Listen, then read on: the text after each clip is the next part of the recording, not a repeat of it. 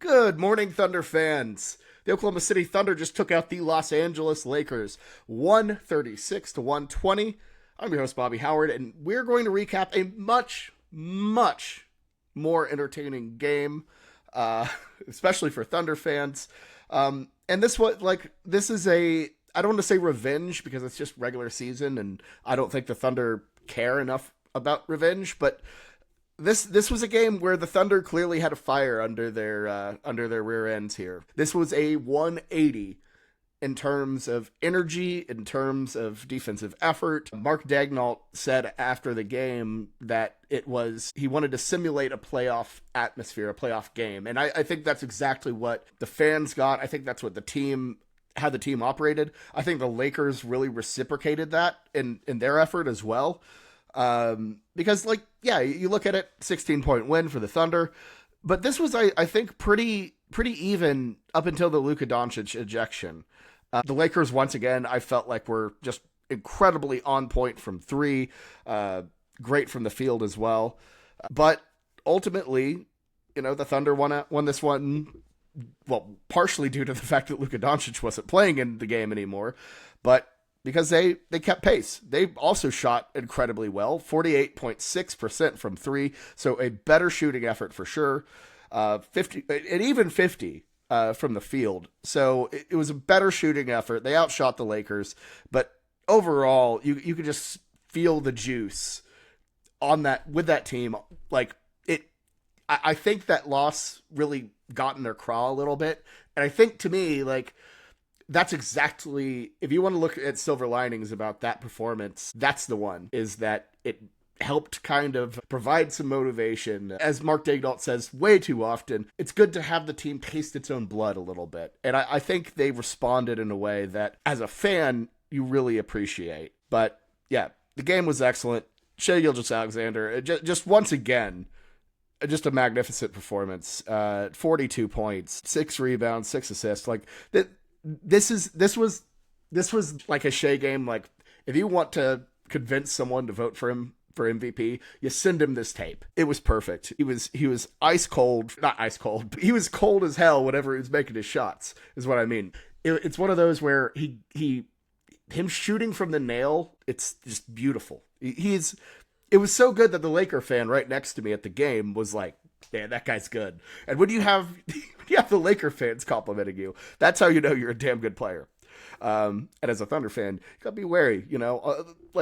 I know you got Luka and LeBron already. Don't come after Shea. So, anyways, SGA, incredible performance. Brought him back in the fourth quarter, which Daigneault said was also to kind of simulate a playoff type atmosphere or a playoff type rotation. And that, I think, is an accurate way to describe this one. I think also, if you look at this as a pseudo playoff game, you have to be incredibly encouraged by the effort of Jalen Williams. J-Dub was, I thought, incredibly good. There's always discourse after a poor J-Dub performance or pair of J-Dub performances about his ability to be a second scorer.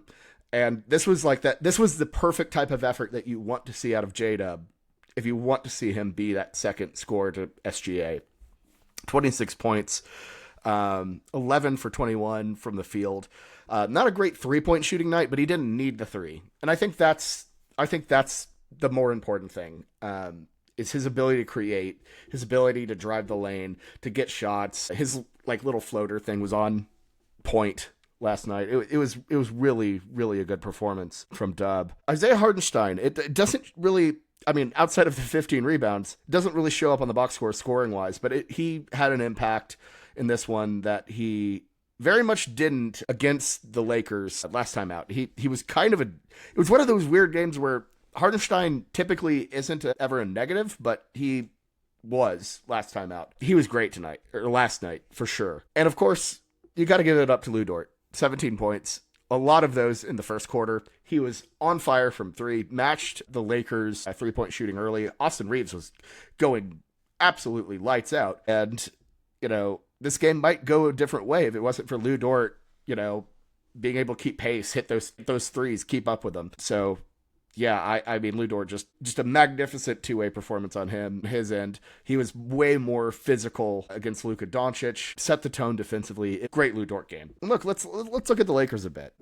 Because I mean, there's been tons of talk about like how like are the Lakers like OKC's worst nightmare, blah blah blah, and like yeah, I think you really saw that again a little bit tonight about how difficult this team can be if the Lakers' big three is really clicking on all cylinders.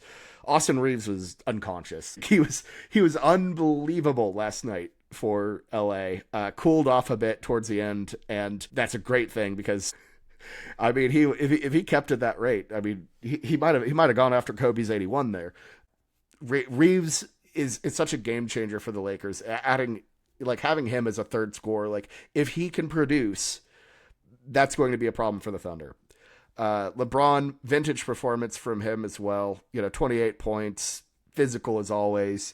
And then Luka. I gotta say, like Nico Harrison is an idiot for what he did. Like that has been well covered, but it is infuriating to me that you have Luka and Austin Reeves on the same team. Like, how do you not, if you're the Mavericks, how do you not get off Austin Reeves in that deal? Like it's malpractice for so many reasons, but that to me is the thing. And I know when Brian Windhorst went on a rant about this, and he's dead right. And every time I see Reeves and Doncic together, it makes me so mad because like that's you just gave them a lifeline here. Those two players work so well together.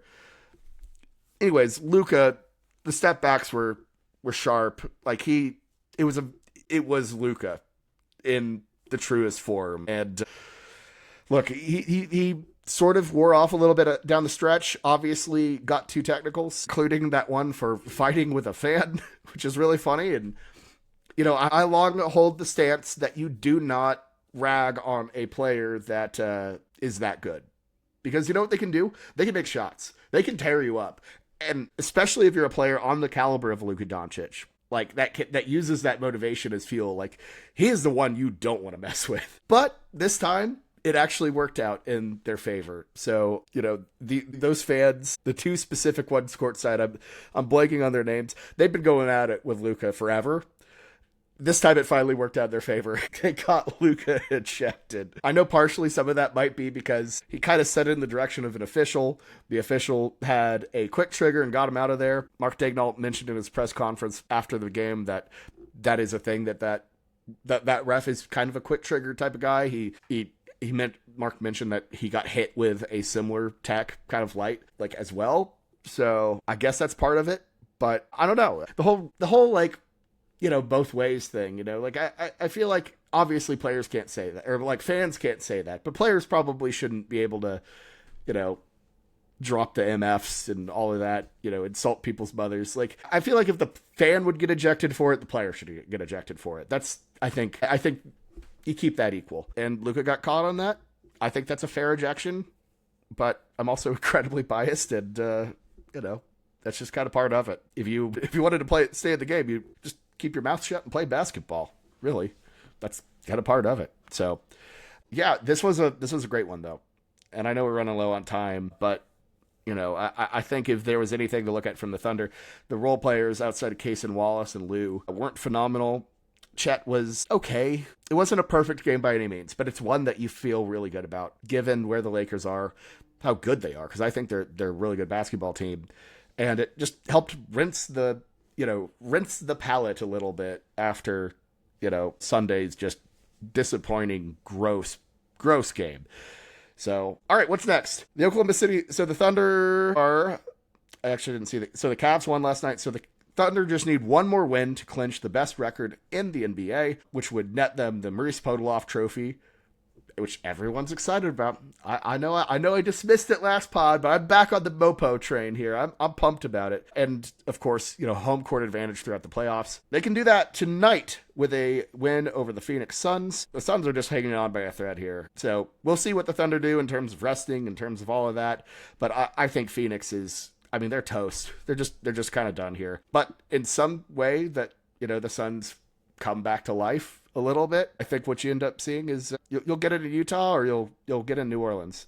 Those teams are like, if the Suns are toast, like those teams are like burnt to a crisp. So yeah. So we'll be back after that Suns game for another edition of Morning Thunder. Until then, enjoy the rest of your day. Bask in the glory of this win here, and we'll see you next time. Thunder up, everybody.